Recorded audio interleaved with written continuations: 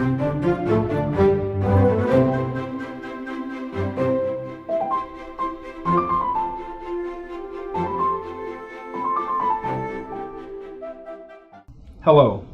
I'm Paul Liu, the CEO for the Chinese American Service League. I'm pleased to welcome you to our first Food and Thought web series. For over 40 years, the Chinese American Service League has been providing vital services to the community, from assisting immigrants in the dreams of American citizenship to providing daycare and childhood education services to caring for the elderly, and so much more. We work to enable, inspire, and empower our families through our essential programs and services. Food and Thought came about as a way to engage and inform the community around the issue that we are facing today. In the next hour, we will talk about different issues facing businesses and the community, and how some larger companies are looking to address the crisis. We decided to highlight some local Chinese-owned restaurants in this series who are demonstrating some of their traditional recipes that you can find at their establishments. We look forward to hearing your comments and questions for upcoming sessions. Check back at our website, caslservice.org, to find out more about the next program. I wanted to thank all our guest speakers, our moderators, Judy Luo and Judy Wang, and the organizations that have supported us in putting this program together. I wanted to express a special thanks to Bank of America as the premier sponsor for the Food and Thought series. For over 2 decades, Bank of America has supported CASL's programs, making a difference in the lives of thousands of Chicagoans in need. We thank them for their continued commitment to serve the greater Chicagoland communities. Once again, thank you again for joining us. I hope to see you soon.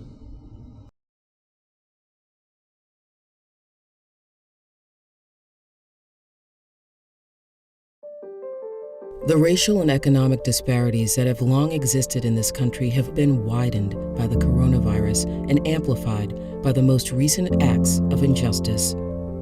People around the world are coming together with greater urgency to demand action. At Bank of America, we know we all have a role to play to overcome the very real consequences of systemic racism and inequity. This includes individuals, governments, nonprofits, and the private sector. Racial equality and economic opportunity are deeply connected. That's why Bank of America has committed to address critical gaps in affordable housing, access to healthcare, employment and job skills, and the resources small businesses need to succeed. We can do more, and we need to do more now to further advance racial equality and economic opportunity for all.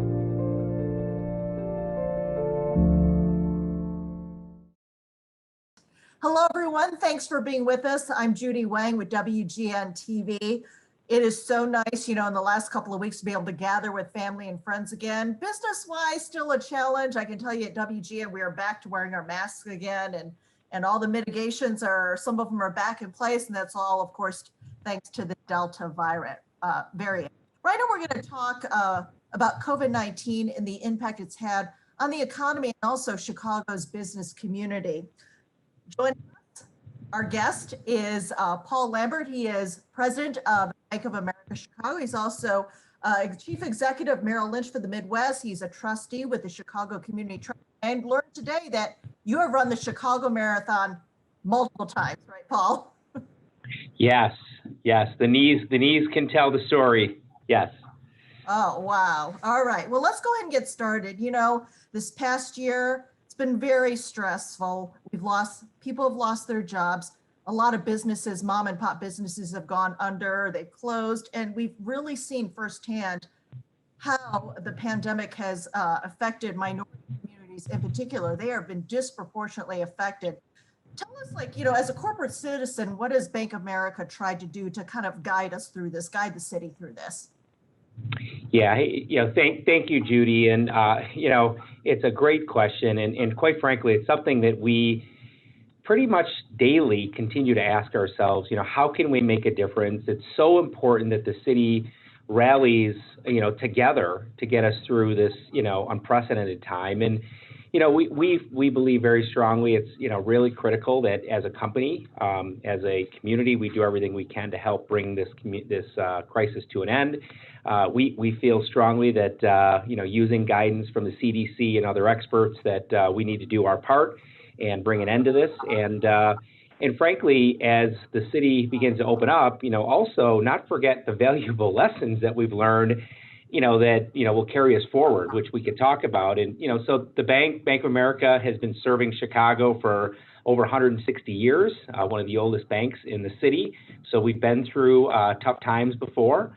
And, one of the things that we believe is, it's our first priority to make sure that our teammates are safe and our clients are safe and, work from home. We've moved to digital interaction.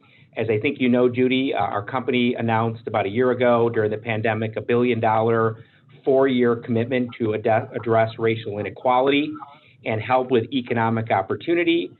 We then expanded that to $1.25 billion. And we also worked on increasing attacks and some of the hate speech that was directed toward the Asian people and population over the last year. And so that's kind of broadly as a company. And in Chicago, we have invested over $10.6 million with Chicago nonprofits through direct grants and really focused in on health, small business, housing, and jobs. And we've really invested a lot of dollars and efforts toward minority-led private equity funds, some of which have been announced, more to come, that are investing in minority-owned small businesses to get them through the pandemic and up and running again. And then lastly, I would just say we've donated over 360,000 masks and other PPE and hundreds of cases of hand sanitizer. We forget, we've been through so much that, there's a time where we couldn't get our hands on those. And so, that's just a few things. We've done a lot more, but we've really tried to be part of the solution and really help this city get through and to the other side of what we've all been through and are going through. Paul, let's talk a little bit more about, how you kind of tried to guide your customers through this. I mean, this is, they've been feeling the gamut of emotions, whether it's a business customer or just, someone who's just trying to, support their family. Yeah, there's a lot of ways to think about it. And, I when I think about our customers and clients, that one part of it is the hardship that many of them have gone through and are still going through. And so on that front, we've had millions of deferrals. We had stood up one of the earlier banks, financial institutions in Chicago. We set up a client assistance program where we allowed deferral of payments on credit cards, auto loans, mortgages. We did that in partnership with the city. And we've helped small businesses navigate through paycheck protection. We ended up distributing through that program nearly $1 billion, $904 million across 11,000 businesses in Chicago. We were very careful to make sure that they were addressing small business. 81% of the loans had 10 or less employees. 75% of the loans were less than 50,000, and the average loan was 80,000. So it was really meant to be broadly distributed to small businesses that had the biggest impact. And then we also facilitated a lot of economic payments across several rounds of stimulus through our consumer bank. That's one piece. And then, the other piece, as I said, on the wealth management side, increasing our digital capabilities. Fortunately, we as a company coming into the pandemic have and had a lot of digital capabilities. The adoption of those and the usage of those. I think we had a 5-year plan that was achieved in 5 weeks. And so we were fortunate to have those actually press us to think about them differently, higher limits for transfers, different types of mobile check deposit, et cetera, et cetera. So, I would say those are two of the areas we focused on. But, I will say our business is built on personal relationships, and we are excited. I'm in the office today. We're excited at the prospect of being able to do business again in person now and very soon. So Paul, let's talk more about what your company is trying to do to support employees. Like the rest of us have gone through a lot of stress this past year. You're kind of phasing in, getting people back into the office.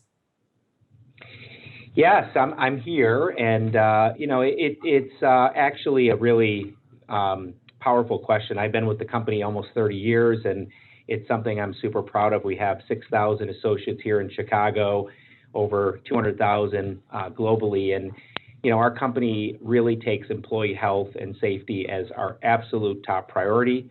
Through the pandemic, there were a myriad of resources around mental health, employee child care, adult care. In fact, we had backup care for our associates that were working over 1.7 million days of care that we provided and paid for just in 2020. And, we're also very committed. We've been as a company committed to a diverse and inclusive workforce. And so obviously during the pandemic with the racial tensions, we held a lot of courageous conversations to discuss the most challenging and hard to discuss topics centered around racial equality. In fact, in Chicago here, we're really proud. Our team created a racial equity committee. It's a diverse group of leaders in Chicago that focused on how we can serve the community and assist in ideas and direction for that $1 billion, which is now $1.2 billion commitment here in Chicago. And just one example, this spring, our Asian Leadership Network is an employee resource group that we have many of them, coordinated an event for our employees in partnership with CASL and Asian Americans Advancing Justice here in Chicago. And we brought a program around bystander intervention training and courageous conversation that helped us to, with some of the recent events impacting our teammates, have that conversation. And honestly, the feedback we heard from teammates around being able to be part of that conversation, knowing that the company is facilitating that dialogue, there was a real appreciation for being open and willing to talk about the effects of racism and the effect that it has on our teammates. So we do a lot. It's an area that I'm super proud of, and I know we could do more, but more to do. A lot of small businesses we talked about earlier went under, a lot of mom and pop shops. What do you see? I mean, we're not sure, how much longer we're going to have COVID in our lives. Do you think that this change in how we do business, that this is going to be the case in the long run? Well, it's a great question, and our company, Bank of America, serves more small businesses in the United States than any other bank. So we are seeing it live and in person here in Chicago and nationally. And I would just say generally, most of the small businesses that we see here in Chicago and nationally have had to adjust how they operated during the pandemic, and certainly how they're operating coming out of it. We've actually been a partner to the city around some of that work and what we're seeing to help the city navigate supporting small businesses and manage opening, et cetera. Our research that we've been doing in this area found that the Asian American small businesses, candidly, felt more increased pressure, expressed more concern about the pandemic, and frankly are feeling less optimistic about the economy. So it's an area where keeping a very close eye in terms of our support and resources. And as a whole, I would say Chicago small business owners, they're very optimistic. There's a lot of optimism about the path forward. A lot of them have retooled how they operate, and we believe small business is the backbone of the U.S. economy, as I know many of us do, globally and in the U.S. And that is a critical area for us and a critical pillar of us getting back to some sense of normalcy. And I would just say that consumers, we're trying and continuing to support as consumers and the people we work with, making sure our population has a greater appreciation and supports small business. And so I do think that will be a trend coming out of the pandemic, more support and appreciation for the small businesses in the community. And I would just say from a call to action standpoint, which we've been encouraging with our employees, that everybody needs to be intentional there. How do you support local business? They're the backbone of the community. If there's an extra lunch or a dinner you can order locally, or something you could buy locally in your hometown. I mean, I think that has come to be, at least in my community and some around Chicago, that's been a pretty special outcome of a very challenging time. And I know that, a lot of restaurant owners, especially with this Delta variant, they are still trying to hope that they can get to the other side of this. Yes, Right. 100%. I wanted to ask you, Paul, there was a June 2020 McKinsey survey that found that 2/3 of executives believe that working through the pandemic would be the biggest challenge of their career. How has it been for you? Has it been, worse than you thought, a little bit better than you thought it would be? What was the number one challenge for you? Well, it's a great question. And, through times of stress come, more learning that than you have in normal periods and growth, frankly. And I will tell you personally, I traveled probably 4 or 5 days a week going into the pandemic. So there was a silver lining in a very tough period of really being able to be with my family. My daughter is getting ready to, become a junior in high school, and so there was some silver linings. But I would say that this year and a half has brought, for me and for our family, a lot of lessons around closeness of relationships. What's important to me, what's important to us. I think we've all had that deep inner thinking. What matters in life, as we've experienced and had families and friends that have either been ill or passed and, been through it. And like many, I've, had that time with the family, time with the kids, and we've been able to kind of, internally think about that together.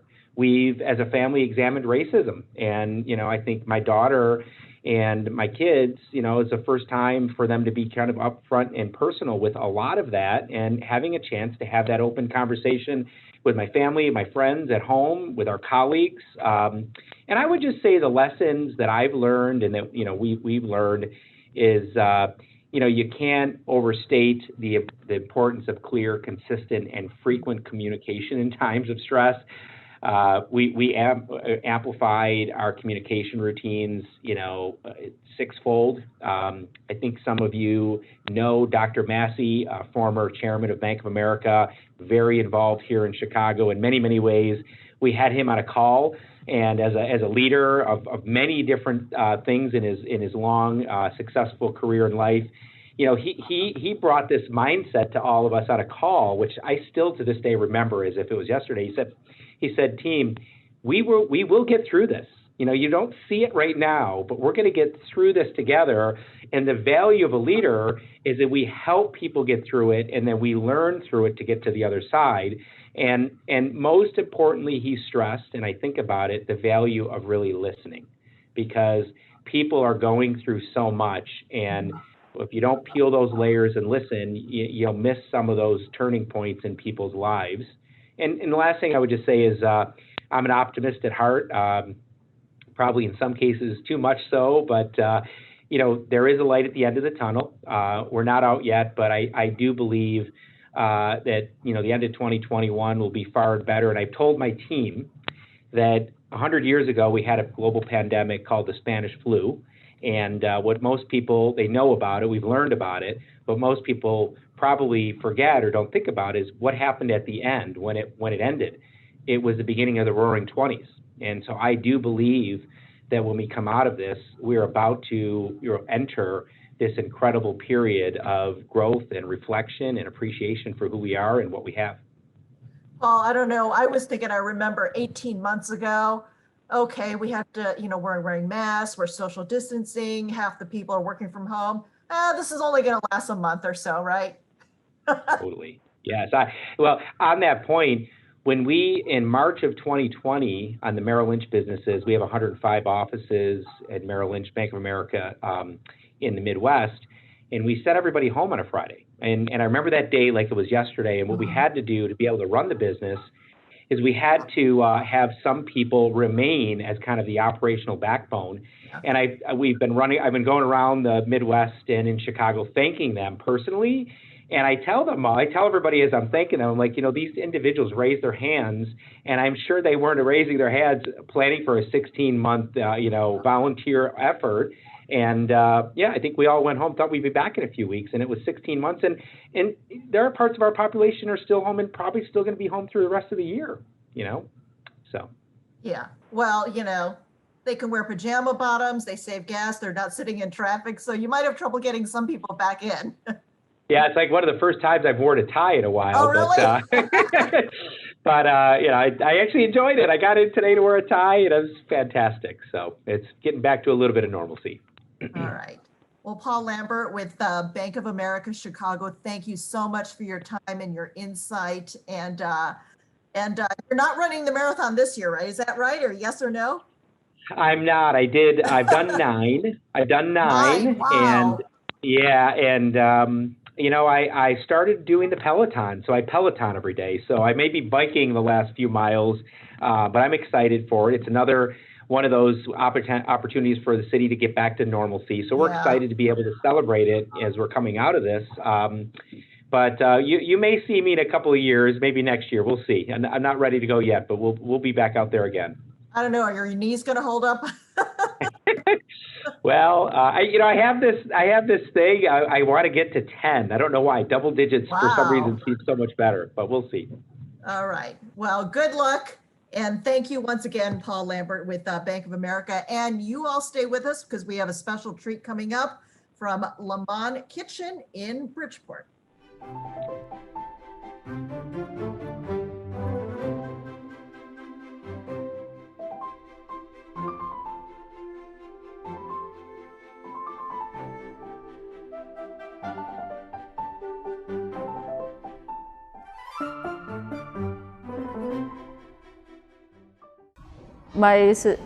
我呢是13年从上海过来，然后就通过朋友，然后进入到餐饮行业。首先呢是开始的时候是在芝加哥唐人街与朋友合作了一个餐厅。14年的时候呢，又和朋友筹备，就是准备就是在埃文斯顿和普渡大学呢筹备另外2家，然后就是正式的走入到餐饮的行业当中。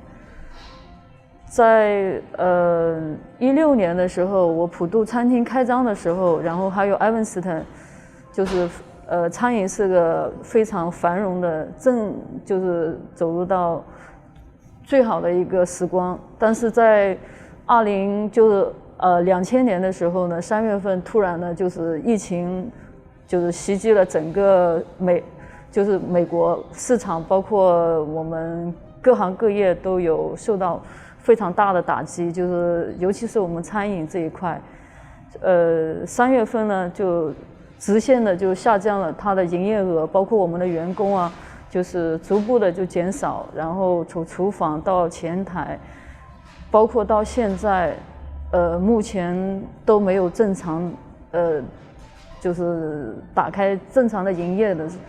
然后我们餐厅呢，今天我们餐厅环境非常的优美，但是呢，我们在每个平台呢都有做我们正常的这个外卖销售，但是呢影响还是非常大的，堂食几乎就是没有，所以呢，这次呢通过媒体呢想和就是社会各个人就是说呼吁吧。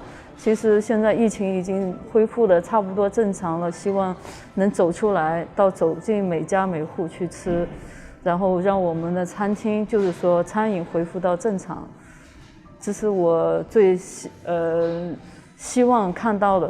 包括目前来说，所有餐饮人都希望看得到的，就是说恢复到我们原先的正常的状态当中。2021年呢，我们餐饮人来说呢，最希望的就是说，餐饮就是能恢复到正常吧。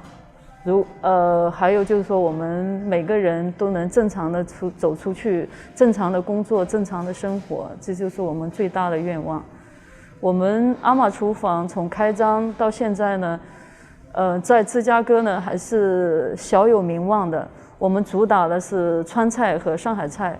上海菜呢，我是从国内聘请过来的，就是上海的专业的大师，就是通过这种高级技术的培训，然后来到我这边。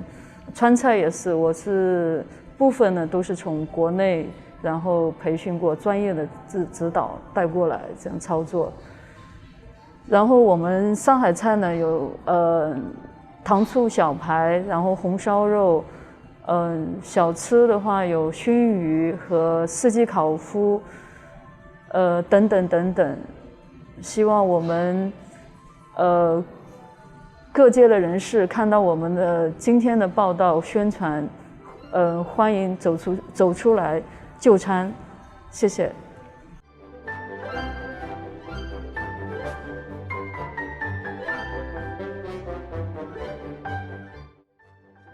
嗨，大家好，我叫坚森，是阿玛厨房的主厨。今天抽空来到这节目主持台，给大家制作一道很有特色的上海糖醋排骨。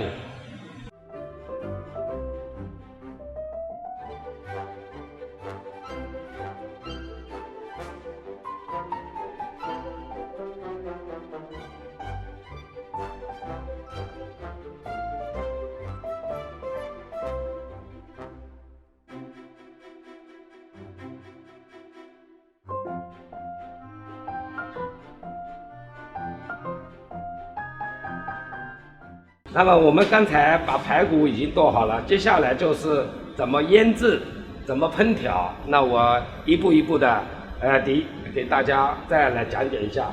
那第一步呢，我们阿玛厨房，引进的就是国内上海的一种米醋，特有的一种米醋，还有江苏镇江香醋。以及绍兴的料酒，还有白糖、盐、生抽、白胡椒粉、玉米粉、鸡蛋、葱、姜。